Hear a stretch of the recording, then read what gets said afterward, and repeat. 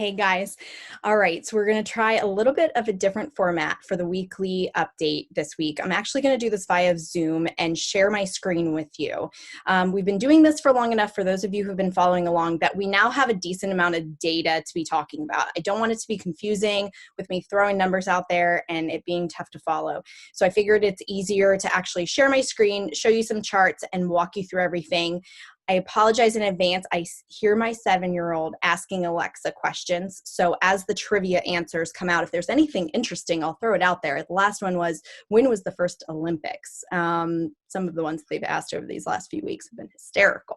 All right, so we're going to go ahead and share the screen. And we're going to start with Fairfax. So we're looking at a lot of metrics here, but the ones that are very telling are going to be new listings on the market and listings coming off the market and going under contract. So what you see here, we've been tracking Fairfax since early March. In the first few weeks of March, obviously there was definitely, more showings, more listings hitting the market. We were at 81 one week. Now we're down at 9. The listings that are going under contract have decreased as well. But before this gets too depressing, we're going to see some cities here that have had no decrease whatsoever, have maintained complete consistency with what they see coming on the market and going off the market. So I'm also going to throw in a little piece at the end with some positive news about what we're seeing with showing. So hang out till the end to hear that. In Aldi, we had in the early part of tracking, 17, 20 new listings hit the market. Now we're, down around 13, but we've seen a lot of consistency with what's coming off the market. So in the first week we tracked, there was 12 properties to go under contract. This past week we were at 12 as well. In Ashburn, early days of tracking, we were around 50 new listings hitting the market. Now we're in the mid 30s. What we've seen go under contract in Ashburn has decreased. So this is one of the ones that we've been tracking that we have seen a decrease in listings going under contract. But in Reston, actually not but, the next one's a but with consistency. This one we've seen a decrease as well. So in Burke, in the early days of tracking in March, we were around 40 new listings. Now we're around the mid 20s. In the early days of tracking, we were around, the mid 30s to upper 30s in properties going under contract. Now we're in the upper 20s. In Burke. So here we've seen a decrease in new listings, but again, consistency with what is going under contract. Now, you might realize that we're not really looking at closings as I'm going through this video. I will start to look at closings more strictly in the coming weeks, but right now, what we have seen close is just going to be all activity from pre-COVID escalating. So it's not really telling us much yet, but we're still tracking it. You might have also noticed that on these charts, in the week of March 27th to April 3rd, you might have seen this little tick up in withdrawn listings. That is because a lot of listing agreements end up by default expiring at the end of the month.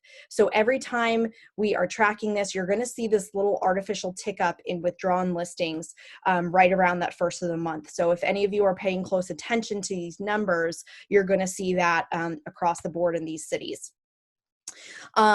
Leesburg, this was a little bit of a latecomer. These ones that you see from here on out was not what I was tracking from day one. These were requests from people to put in. So we have a little bit less data. But for Leesburg, we have been tracking just over a month. At the end of March, we were at 43 new listings. Now we're at 23. But again, look at this. We have the exact same number of properties going under contract, from when we started to now. In Herndon, we have seen a slight decrease in the number of new listings. We've been tracking Herndon for a month, but look at this. We've seen double the amount of properties go under contract this month than when we started tracking. In Vienna, same thing. We've seen actually a little bit of an increase. So new listings, 18 when we started to 21 this week. And then under contract, we've seen the exact same almost. And then in South Riding, this is the subdivision of South Riding, not all of Chantilly. So we have seen a little bit of a decrease in new listings, but we've actually seen an increase in ones going under contract. So what the positives to take from this in terms of showings, let's go back to that. You might have caught my video earlier in the week about a a thing called showing time. So showing time is a functionality built into MLSs, which is where agents make appointments. So what showing time has started to do is make this data public for everybody so that we can be keeping track of what buyer foot traffic, what showings are happening, and how they are fluctuating. So what you see in showing time, it comes down to the state level. We don't have it for Northern Virginia or for specific cities yet. I'm still holding out hope that they can get it drilled down to that level. But in Virginia and across the country, you see a really, really sharp decline around March 10th, 11th, 12th in there in showings. And then you see it kind of bottom out, and we're starting to see it pick back up. So could the housing market be already hit the dip and be increasing again and recovering already? It certainly could be.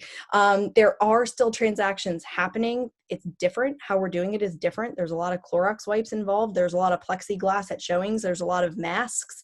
There's a lot of virtual things going on, virtual showings, 3D tours for listings, but it is still possible. So if you have to be in the market and you're scared about what that looks like and you're scared about whether that's possible, please know that it is, and that there are plenty of measures being taken to keep everybody safe.